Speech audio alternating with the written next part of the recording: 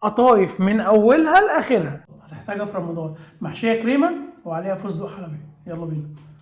نعمل الكريمه في حله على النار، نحط كوبايتين لبن ونص كوبايه سميد ومعلقتين سكر ومعلقتين نشا، وندوب النشا مع الكريمه. بعد كده نحط معلقه صغيره من ميه الورد ونقلب لحد ما تتقل معانا تكون بالشكل ده. في الاخر نحط علبه قشطه ونسيبها على جنب تبرد خالص. نعمل قطايف في الخلاط، نحط كوبايتين ميه وثلاث معالق سكر ونص كوبايه سميد ومعلقتين نشا وكوبايه دقيق ومعلقه ميه ورد، ونضرب ضربه حلوه لحد ما القوام بتاعها يكون بالشكل ده، ونسيبها 10 دقائق تستريح. بعد كده نجيبها ونحطها في ازازه عشان نبدا نشتغل من غير ما نتبهدل.